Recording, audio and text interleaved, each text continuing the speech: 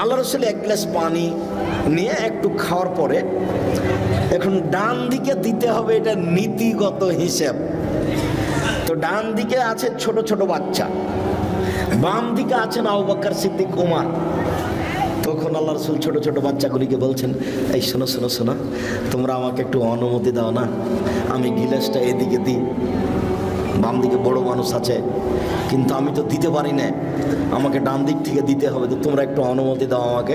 তখন বাচ্চারা বলছে, না না না না, আপনার পক্ষ থেকে পানি আমরা পাবো, সেটা অন্য কাউকে দিব, এটা হতে পারে না। তখন আল্লাহ রাসূল বলছেন, নাও নাও, তাই তোমরাই নাও, তোমরাই নাও। হাদিস বুখারী মুসলিম। এটা আপনি কি বুঝলেন? পৃথিবীর সবচেয়ে বড় মানুষ, এত বড় দামি মানুষ আল্লাহ পৃথিবীতে কাউকে সৃষ্টি করেননি। বিচারের মাঠে যেদিন কেউ কথা বলতে পারবে না, সেদিন তিনি বলবেন, সালমা তুতা ওয়াসফাতু শাফা, মাথা উঠান বলেন, যা বলবেন আমি আল্লাহ তাই মেনে নিব, যা সুপারিশ করবেন আমি তাই গ্রহণ করব। আপনি একটু বলেন কি বলতে চান, যাহাই বলবেন তাহাই মেনে নিব, যা সুপারিশ করবেন তাহাই গ্রহণ করব। এই কথা আল্লাহ বারবার বলবেন বিচারের মাঠে। ইনি হচ্ছেন মুহাম্মদ সাল্লাল্লাহু আলাইহি ওয়াসাল্লাম। এত বড় মানুষ বাচ্চা ছেলের কাছে অনুমতি চাচ্ছেন। আরেকটা জিনিস, ডান দিক থেকেই দিতে হবে। নিজে থেকে তো একটা ধর্ম বানাতে পারেন, আচ্ছা শোনো, ডান দিক থেকে দেওয়ার নিয়ম, কিন্তু আমি আজকে বাম দিক থেকে চালু করে দিলাম, এটা বলতে পারতেন, কিন্তু ধর্ম তার নিজের নয়, উপর থেকে যা বলেছেন তাই হবে। তাহলে পীর সাহেবের কি হবে? আপনাকে আর পীর সাহেবকে দেখে আমার মাঝে মধ্যে খুব অবাক লাগে। আর যেসব দিনী ভাই বোন আমার বিরুদ্ধে বলে, তাকেও দেখে আমার অবাক হয় যে আমি তো কোনোদিন অপ্রয়োজনীয় বাক্য বললাম না, তো আমার পিছনে লাগলো কি করে, কেন এ কথা বলছে? আচ্ছা, আমি না হয় চাঁপাইনবাবগঞ্জ পল্লী এলাকাতে বক্তব্য দিতে গিয়ে বলেছিলাম, ঘটনাটা ছিল এই যে চাঁপাইনবাবগঞ্জ পল্লী এলাকার মহিলারা বাড়ির পিছন দিকে গিয়ে সমতল মাটিতে বসে পেশাব করে। তো সমতল মাটিতে বসে পেশাব করলে পেশাব ছিটে এসে গায়ে লাগবে। মানুষের পেশাব ভয়াবহ, ইবাদত কবুল হবে না, না ধুইলে কবরে শাস্তি হবে। পক্ষান্তরে চাঁপাইনবাবগঞ্জের মহিলা পুরুষ গাভীর পাশ দিয়ে গেলে, গাভী যদি পেশাব করে তাহলে কাপড়টা গুটিয়ে ধরে দূর দিয়ে যায়, যেন গাভীর পেশাব কাপড়ে না লাগে। অথচ যেসব প্রাণীর গোশত খাওয়া যায় সেসব প্রাণীর পেশাব নাপাক নয়, ওটা হাদিস বুখারী মুসলিম। আমার কিছু করার নেই। উটের পেশাব খেতে আল্লাহর নবী বলেছেন, আমি কি করতে পারি বলেন? হাদিস বুখারী মুসলিম। পৃথিবীর সবচেয়ে দামি মানুষ যার হাতে ধর্ম নির্ভর করে, তিনি বলেছেন যে তোমাদের পেট ফুলে গেছে, তোমরা উটের পেশাব খাও।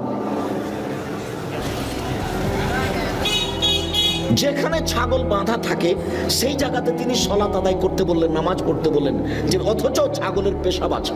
আমি কি করতে পারি? আমি ওটা বলতে চাইনি এই কথাটি, আমি পরিস্থিতিতে বলেছি যে আরে আপনি গাভীর পেশাব থেকে বেঁচে থাকতে চাচ্ছেন, অথচ গাভীর পেশাব বালতিতে করে নিয়ে কাপড় ভিজিয়ে সেই কাপড়ে সালাত আদায় করলে কোনো সমস্যা নেই। আমি একটা জোর দিতে গিয়ে কথাটা বলেছিলাম, কিন্তু কথাটা এসে নোয়াখালীতে এইভাবে ধরা পড়বে তা আমি বুঝতে পারি। যে আমি সরাসরি বলে দিলাম যে গাভীর পেশাবে কাপড় ভিজান তারপর সালাত আদায় করেন, তার এটাই করতে হবে? জি না, ভুল হিসাব, আমি এটা বলিনি। আমি এইভাবে কথাটা জোর দিতে গিয়ে বলেছিলাম, সরাসরি এই কথা বলেছি এই কথা নয়। তার উপরে যে কথা বলেছি সে কথা আমাকে ফেরত নিতে হবে না। তবে আমি মানুষ, অবাক লাগে আপনি কিভাবে বিরুদ্ধে এত কথা বলতে পারেন। আমার জীবনে আমি কোনোদিনও অপ্রয়োজনীয় বাক্য বলিনি। আমার জীবনে 90 সাল থেকে আমি মাঠে আছি,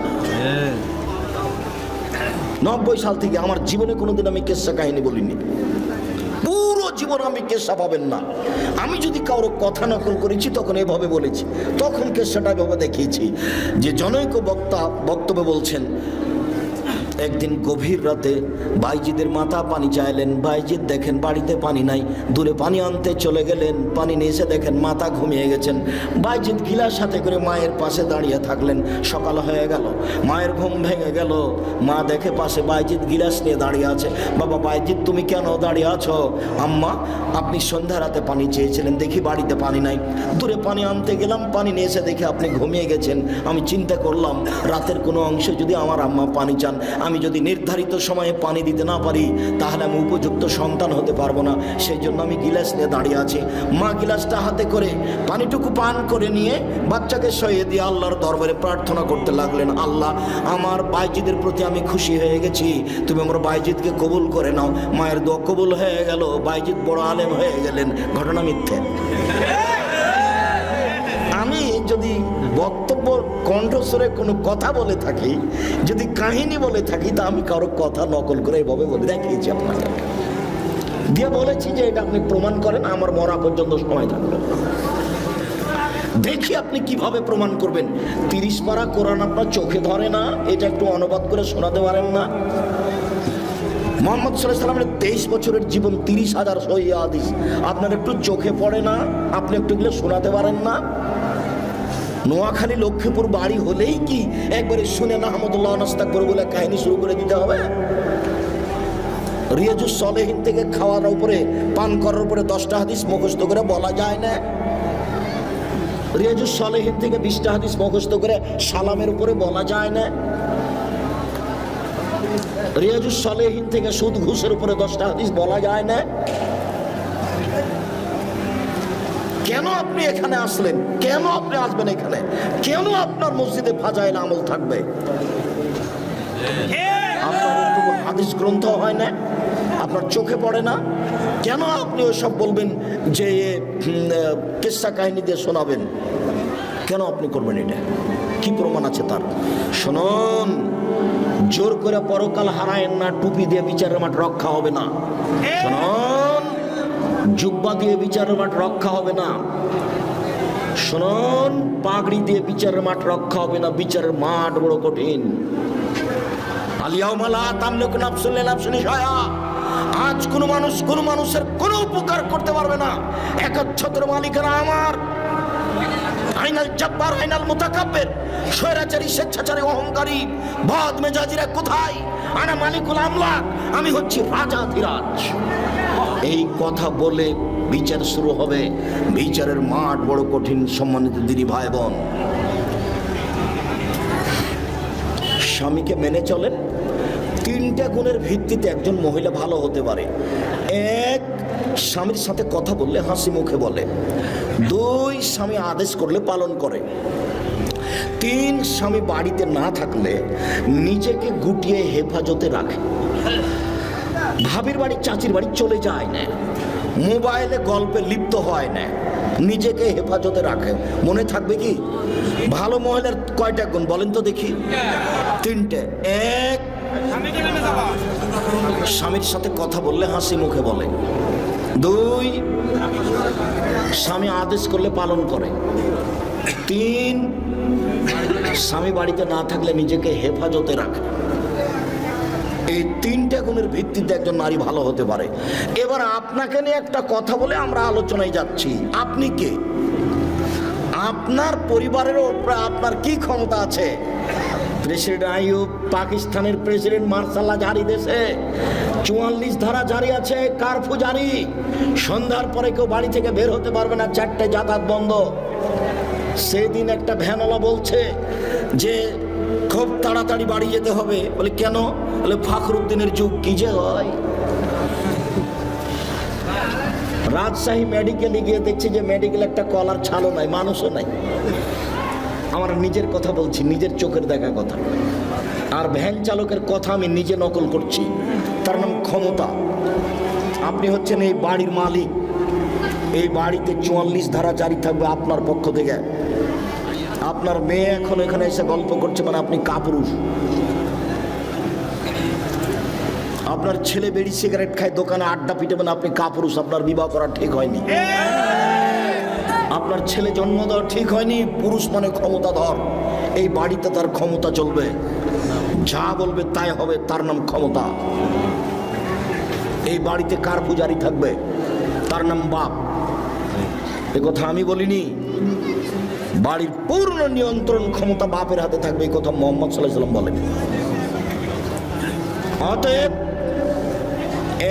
এক ফাকসহ মাক্তাসাইতা, যে মানের কাপড় আপনি পরবেন বউকে সে মানের পরাবেন। দুই আতেমা মাতায়েমতা, যে মানের খাদ্য আপনি খাবেন বউকে সে মানের খাওয়াবেন। তিন অলা তুকাব্বে, বউকে কখনো কটু কথা বলবেন না। বলবেন না যে তোমার ঠোঁটটা কালো, ভুলেও কোনোদিন বলবেন না। একবার ঠোঁট কালো বললে 10 বছর আপনাকে ভালোবাসবে না। ভুলেও কোনোদিন বলবেন না যে ঠোঁটটা মোটা, তোমার রংটা কালো, এভাবে বলবেন না। ভুলেও কোনোদিন শ্বশুর শাশুড়িকে গালি দিবেন না। একদিন শ্বশুর শাশুড়িকে গালি দিলে আপনার বউ আপনাকে জীবনে কোনোদিন ভালোবাসবে না। ভুলেও কোনোদিন কটু কথা বলবে না। এই ছাড়াই তোমাকে বলছি, বউয়ের সাথে তোমার এত খারাপ ব্যবহার কেন? তুমি কথাও কথা তোমার স্ত্রীকে গালি দাও কেন? ও কি পশু প্রাণী নাকি? ও কি তোমাদের বাড়ির কুকুর শ্রীগাই পশু প্রাণী? তুমি তোমার বউকে এত তুচ্ছভাবে দেখো কেন? মুহাম্মদ সাল্লাল্লাহু আলাইহি ওয়াসাল্লাম বলেছেন বউকে কটু কথা বলবা না। চার ওলা তাজের বেলা লজে, মুখের উপরে মারবা না। পাঁচ ওলা তাত্র খাইল্লা ফিল বাইতে, তুমি তোমার বাড়ি ছাড়া তোমার বউকে কোথাও যেতে দিবা না। ও খালার বাড়ি যেতে পাবে না, ও ফুফুর বাড়ি যেতে পাবে না, ও ভাবির বাড়ি যেতে পাবে না, ও মায়ের বাড়ি যেতে পাবে না। জরুরি প্রয়োজন ছাড়া বাড়ি ত্যাগ করতে পারবে না। এই কথা মুহাম্মদ সাল্লাল্লাহু আলাইহি ওয়াসাল্লাম বলেন, আমি বলিনি। ও আপনার বাড়ির বাইরে যেতে পারে না। বিবাহের বাড়িতে যাওয়ার কোনো প্রশ্নই আসে না। বিবাহের বাড়িতে গেলে স্বামীর সংখ্যা বেশি হয়ে যাবে। স্বামীর সংখ্যা বেশি হয়ে যাবে, মানে অবৈধ কর্ম হয় একেবারেই সহজ। ভুলেও কোনোদিন বিবাহের বাড়ি স্ত্রীকে যেতে দিবেন না। আপনি যান, আপনার ছেলে যাক, আপনার বাপ যাক, মহিলা যদি যাওয়াই লাগে আপনার মা যাক, আপনার বউ যাবে না। বইয়ের উপর একটা কন্ট্রোল ক্ষমতা থাকতে হবে, কথা মুহাম্মদ সাল্লাল্লাহু আলাইহি ওয়াসাল্লাম বলেন। এই বাড়িতে আপনার পক্ষ থেকে কার পূজারি থাকে, 5টা জিনিস জরুরি। মহান আল্লাহ বলেন, ফাসাল্লি লিরাব্বিক, পৃথিবীর মানুষ তোমরা তোমাদের প্রতিপালককে সন্তুষ্ট করার জন্য সালাত আদায় করো। মুহাম্মদ সাল্লাল্লাহু আলাইহি সাল্লাম, আপনি আপনার প্রতিপালককে সন্তুষ্ট করার জন্য সালাত আদায় করুন। মহান আল্লাহ বলেন, হাফিজু আলা সালাওয়াত ওয়াস সালাতিল উস্তা, পৃথিবীর মানুষ তোমরা 5 ওয়াক্ত সালাত আদায় করো, বিশেষভাবে আসরের সালাত আদায় করো। আসরের সালাত নির্ধারিত সময় আদায় করতে হবে, 5টাই করা যাবে না। দেরি করতে করতে করতে হুজুর একবারে সূর্য ডুবিয়ে দেয় মনে হচ্ছে, সেটাই হুজুরের কাছে পছন্দনীয়। এই ছেলে, প্রত্যেকটা বস্তুর ছায়া যখন তার সমপরিমাণ হবে তখন আসর। আমি বলিনি এই কথা, কে বলেছেন বলো তো? মুহাম্মদ সাল্লাল্লাহু আলাইহি সাল্লাম। আর তুমি যখন আসরের সালাত আদায় করছো তখন 10টা হয়ে গেছে গো, বুঝতে পারো নি কথা? আসরের সালাতের সময় কখন? প্রত্যেক বস্তু যখন তার ছায়াটা তার সমপরিমাণ হবে। কালকে লাঠি খাড়ো করো একটা দিয়ে, ছায়াটাতে দাগ দাও, দিয়ে এবার বোতলটা ফেলে দাও। যদি ছায়াটা তার সমান হয়ে থাকে, এখন আসরের টাইম হয়ে গেছে। এ কথা আমি বলিনি, কে বলেছেন? মুহাম্মদ সাল্লাল্লাহু আলাইহি সাল্লাম বলেছেন। পৃথিবীর কোন মানুষের কথাকে এই কথার সাথে লাগাবা না। আমি আব্দুর রাজ্জাক বিন ইউসুফ 5 পয়সা দাম নেই। পৃথিবীর কোন মানুষের কথাকে এই কথার সাথে লাগাবা না। ওমর রাদিয়াল্লাহু তাআলা আনহুর কথাকে এই কথার সাথে লাগাবা না। মানুষ হিসাবে পৃথিবীর ব্যতিক্রম মানুষ ওমর, যে রাস্তা দিয়ে হাঁটতেন সে রাস্তা দিয়ে শয়তান হাঁটতো না। অতএব নির্ধারিত সময়ে সালাত আদায় করার চেষ্টা করুন, এ কথা আল্লাহর আদেশ। যে কোনো মূল্যে সালাত আদায় করতে হবে। অজু করে সালাত আদায় করতে হয়, পানি নেই, তায়াম্মুম করে সালাত আদায় করতে হবে। মাটি নেই, বিনা অজুতে বিনা তায়াম্মুমে সালাত আদায় করতে হবে। দাঁড়িয়ে থেকে সালাত আদায় করতে হয়, দাঁড়িয়ে থাকা যায় না, বসে থেকে সালাত আদায় করতে হবে। বসে থাকা যায় না, শুয়ে থেকে সালাত আদায় করতে হবে। কেবলার দিকে মুখ করে সালাত আদায় করতে হয়, কেবলা বোঝা যায় না, এমনিতেই করতে হবে। শত্রু তাড়া দিয়েছে, দৌড়িয়ে চলে যাচ্ছি, ওই দিকে ওইভাবেই সলাত আদায় করতে হবে। ইবাদতের জগতে ব্যতিক্রম ইবাদত সলাত। সলাত এমন একটি ইবাদত যার উপরে নির্ভর করে অন্যান্য ইবাদত। সলাত আছে তো আর ইবাদত আছে, সলাত নেই তো সব বাতিল। আব্দুর রাজ্জাক সাহেবের একাধিক দিনের বক্তব্যে আমরা জানি যে ইবাদতের জগতে সবচেয়ে দামি ইবাদত সিয়াম, রোজা। কেন? সলাত যতই দামি ইবাদত হোক, এরপরে সলাতের নেকিটা আল্লাহ নিজে হাতে দিবেন না। বলেন তো দেখি কোন ইবাদতের নেকি নিজে হাতে দিবেন? সিয়াম। তাহলে বলতে গেলে ইবাদতের জগতের সবচেয়ে দামি ইবাদত হলো সিয়াম। সাপ্তাহিক রিপোর্ট আল্লাহর দরবারে কোন কোন দিনে পেশ করা হয়? বৃহস্পতিবার, সোমবার।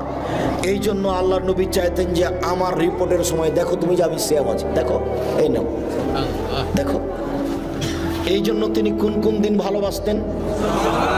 বৃহস্পতিবার আর সোমবার সিয়াম পালন করা। সবাইকে আমি অনুরোধ জানাচ্ছি এই 2 দিন সিয়াম পালন করার জন্য। আপনি মুরব্বী, আপনার কাছে আমার জরুরি অনুরোধ, আপনি বৃহস্পতিবার, সোমবার সিয়াম পালন করবেন। আর বাৎসরিক রিপোর্ট কোন দিন পেশ করা হয়? না না না না, শাবান মাসে।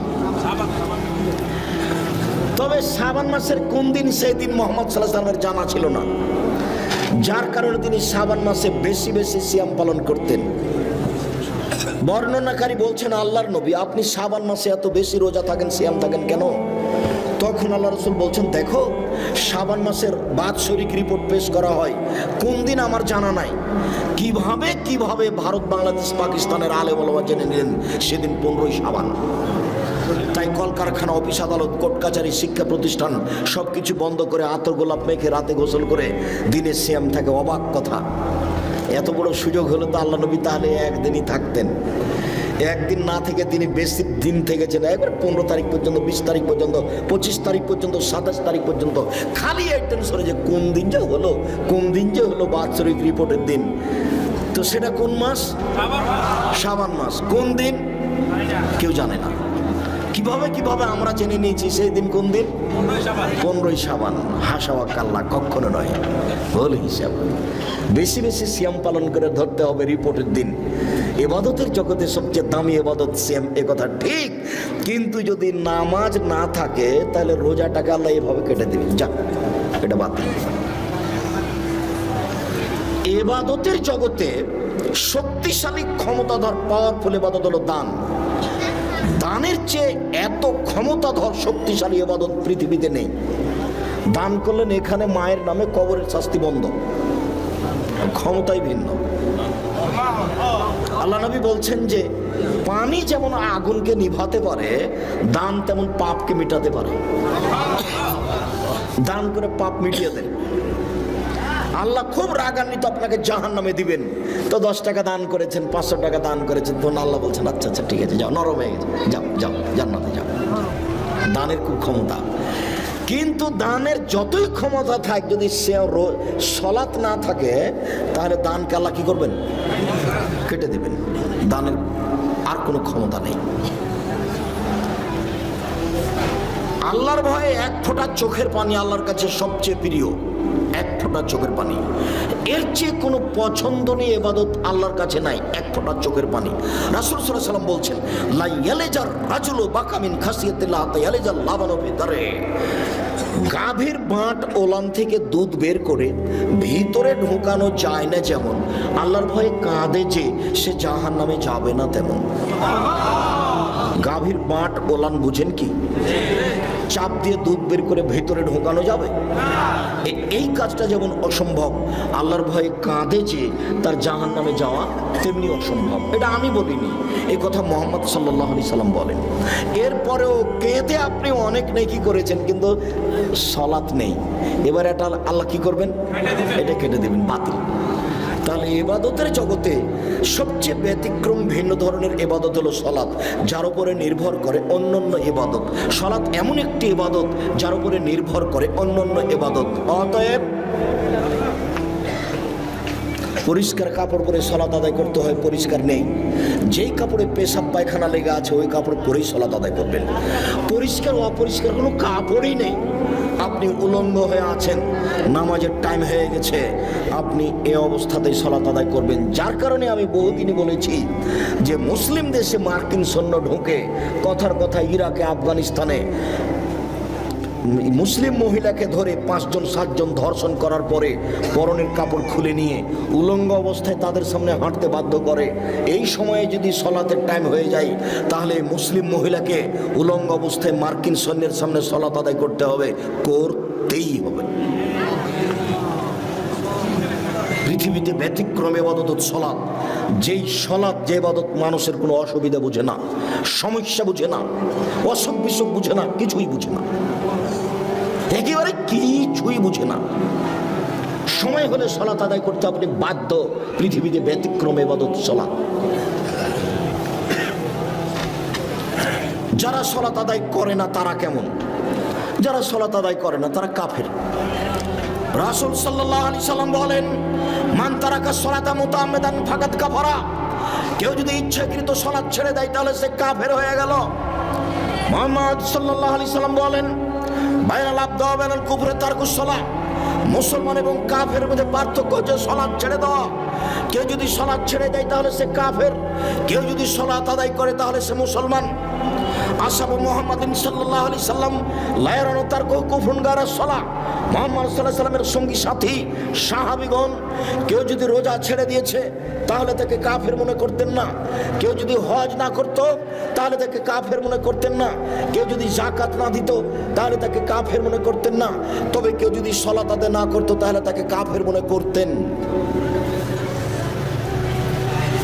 রাসূল সাল্লাল্লাহু আলাইহি সাল্লাম বলেন, মানুষ যতদিন পর্যন্ত লা ইলাহা ইল্লাল্লাহ না বলেছে, সালাত আদায় না করেছে, আমি তাকে পিটিয়ে সালাত আদায় করাবো, মারবো না হয় মরবো। এই হাদিসের ভিত্তিতে সেই কালে ইমাম আহমদ ইবনে হাম্বল রাহিমাহুল্লাহ বলেছেন, কেউ যদি সালাত আদায় না করে তাহলে তাকে কুরবানি করতে হবে। এই হাদিসের ভিত্তিতে সেই কালে ইমাম আবু হানিফা রাহিমাহুল্লাহ বলেছেন, কেউ যদি সালাত আদায় না করে তাহলে তাকে জেলখানায় বন্দি করে পিটিয়ে সালাত আদায় করাতে হবে। এই হাদিসের ভিত্তিতে বর্তমান আরবি বিদ্বানগণ বলছেন, স্বামী নামাজ পড়ে স্ত্রী পড়ে না, স্ত্রী পড়ে স্বামী পড়ে না, তাহলে বিবাহ কেটে গেছে, বিবাহ বাতিল। চেয়ারম্যান লাগে না, মেম্বার লাগে না, খাতা কলম লাগে না, বিবাহ এমনিতে গেছে। এই ছেলে, তুমি কি কারো গায়ে হাত দিয়ে আছো নাকি? রেডি হও। এক খেলে চেয়ে থাকবা, তোমাকে যেন পাখি মনে করে পাথর। এক খেলে চেয়ে থাকবা যেন তোমাকে পাখি মনে করে পাথর। সম্মানিত দিনী ভাই বোন, একজন বেনামাজি যদি মারা যায় তো আরবি বিদ্বানগণ বলছেন ওকে শ্মশান ঘাটে ফেলে দিতে হবে। হিন্দু মারা গেলে যেখানে ফেলতে হয় সেখানে ফেলে দিতে হবে, মুসলমানের কবরস্থানে কবর দেওয়া যাবে না। এই কথা বর্তমানে আরবি বিদ্বানগণ বলছে। অতএব কেউ যদি সালাত আদায় না করে তাহলে তারা কাফের। আমরা বলছি তারা বড় পাপী। একটু কেউ যদি সালাত আদায় করে রাসূলের পদ্ধতি না করে তাহলে সে কেমন? কেউ যদি সালাত আদায় করে রাসূলের পদ্ধতিতে না করে তাহলে ফাওয়াইলুল মুসাল্লিন আল্লাযীনা আন সালাতিহিম সাহুন। যারা সালাত আদায়ের ব্যাপারে অমনোযোগী, ঠিক মতো সালাত আদায় করে না, তারা ওয়াইল নামক জাহান্নামে যাবে। রাসূল সাল্লাল্লাহু আলাইহি সাল্লাম বলেন, যারা ঠিক মতো নিয়ম মতো সালাত আদায় করে না তারা ফেরাউনের সাথে থাকবে। পৃথিবীতে সবচেয়ে বড় বদ মানুষ ফেরাউন। অনেকে আল্লাহ বলে দাবি করেছে। Charles Darwin, Hume, Hegel, Lenin, Karl Marx, Engels, Abraha, Abu Jahal, Abu Lahab, Dakianus, ডিকেটিস, সক্রেটিস, নমরুদ, ফেরাউন, সাদ্দাত, কারুন, অনেকে আল্লাহ বলে দাবি করেছে, তবে ফেরাউনের মতো নোংরা দাবি কেউ করেনি। মিশর জাদুঘরে ঢুকে বারবার বলছি, মোহাম্মদ, ফেরাউনের লাশ কোথায় সেখানে চলো। 150 পাউন্ড দিয়ে টিকিট করে ভিতরে ঢুকেছি ফেরাউনকে দেখার জন্য। দীর্ঘ সময় কাটার পরে ফেরাউন কোথায় আছে খুঁজে পাওয়া যায় না। জিজ্ঞাসা করো, জিজ্ঞাসাতে বোঝা গেল আরো 300 পাউন্ডের টিকিট করে ঢুকতে হবে, সেটা এইদিকে। তো টিকিট করার পরে ভেতরে গেলাম, দেখি 12 জন লাশ। প্রায় সবাই একই, 19-20 বোঝা যায় না। একটা লাশের পাশে লেখা আছে আল ফারার আসলি, এ হচ্ছে আসল ফেরাউন। যদিও আমি খুব একটা নিশ্চিত বিশ্বাসী নই, কেননা যেখানে ফেরাউন ডুবে গেছে বলে তারা সাইনবোর্ডে লিখে রেখেছে। আমি বক্তব্যে যখন বলেছি জায়গাটা না দেখার আগে, তখন আমার কাছে একটা অস্পষ্ট ছিল। আমি বলেছি কালা আসাব মুসা ইন্দাল্লাহ মুদরাকুন, মুসার সঙ্গী সাথী বললেন আমরা বন্দী, ফেরাউন আমাদেরকে ধরে নিয়েছে। কেন? ডানে ফেরাউন, বামে ফেরাউন, পিছনে ফেরাউন, সামনে সাগর। মুসা আলাইহিস সালাম দড়িয়ে পালাচ্ছিলেন, পালাতে পালাতে সামনে সাগর পড়েছে। তো এখন ডান দিকে বাম দিকে পিছন দিকে ফেরাউন আছে, সামনে সাগর, বাঁচার কোনো পথ নেই। তাই সাহাবীগণ বলছেন আমরা আটকা পড়েছি। তখন মুসা আলাইহিস সালাম বলছেন কাল্লা, কখনো নহে, অসম্ভব হতে পারে না, মুসা আমাকে ধরতে পারো না। বলো কি তুমি? ইন্না মাইয়া রাব্বি, আমার সাথে আমার প্রতিপালক রয়েছেন, তিনি তোমাকে পথ দেখাবেন। তোমরা বলো কি ফেরাউন আমাকে ধরে নিবে? মানে কাল্লা, কখনো নয়, অসম্ভব, এটা হতে পারে না, ফেরাউন আমাকে ধরতে পারে না। কেন? ইন্না মাইয়া রাব্বি, আমার সাথে আমার প্রতিপালক রয়েছে, তিনি আমাকে পথ দেখাবেন। মুসা নিজেও জানেন না পথ কি হতে পারে, কোনো পথই নাই। পথ কি আছে? কোনো পথই নাই। সামনে কুলজুম সাগর, যার শুরু শেষ বোঝা যায় না। কিসের বলছেন যে অসম্ভব হতে পারে না আমাকে ফেরাউন ধরতে পারেন? এটা তার ইমান, এটা তার ইমান, তার ইমান বলছে ফেরাউন আমাকে ধরতে পারেন, এটা অসম্ভব। তা আমার একটু বুঝতে বাকি ছিল। আমি আয়াতের উপরে বলেছি, সেই জায়গাটা যদি ঠিক হয়, তো এখন দেখা যাচ্ছে যে কুলজুম সাগরের পাশ দিয়ে দৌড়াচ্ছেন আর পিছনে পিছনে ফেরাউন আসছে। এবার হঠাৎ করে সাগরের পাশে পাহাড় হলো এরকম মুখের উপরে, এই পাহাড়ের উপরে উঠা যাবে না। তাহলে এখন ডান দিকে আছে সাগর, মুখের উপরে আছে পাহাড়, বাম দিকে আছে ফেরাউন, পিছন দিকে আছে ফেরাউন, মানে চলে এসেছে। আবার এখানেই ফেরাউনকে পাওয়া গেছে, সেখানে তার সাইনবোর্ডে লেখা আছে আল্লাহ আলাম। লাশ দেখে তেমন বোঝা যায় না, তবে মাথার পিছনের দিকের চুলটা মনে হচ্ছে যে পেকে সাদা হয়ে আছে, এখনো চুল আছে। অন্যান্য লাশের তেমনটা বোঝা যায় না। আর হাতগুলি দেখে মনে হচ্ছে যে কুষ্ঠরোগ সাদা সাদা ভাব। অন্য হাতগুলি সব কালো হয়ে আছে, মমি দিয়ে কালো করা আছে। 12টা লাশ একসাথে আছে, 3টা মহিলা আর 9টা হলো পুরুষ। মিশর জাদুঘরে। সম্মানিত দিনী ভাই বোন, সবচেয়ে বদ মানুষ ফেরাউন। পৃথিবীর ইতিহাসে ফেরাউন যত বড় বদ, এত বড় বদ পৃথিবীর ইতিহাসে কেউ নেই। ফেরাউনে বলেছিল আনা রব্বুকুমুল আলা, আমি হচ্ছি তোমাদের সবচেয়ে বড় প্রতিপালক আল্লাহ। ফেরাউনে বলেছিল মালিম তালাকুম মিন ইলাহিন গায়রি, মূসা আমি ব্যতীত আর কোনো মাবুদ আছে কথা আমি জানি না। ফেরাউনি বলেছিল লাইলিত্তাখাযতা ইলাহান গায়রি লা জালান্নাকা মিনাল মাসজুনিন, মূসা যদি আমাকে বাদ দিয়ে আরো কাউকে আল্লাহ বলে দাবি করো, আমি ফেরাউন তোমাকে জেলখানায় বন্দী করে দেব।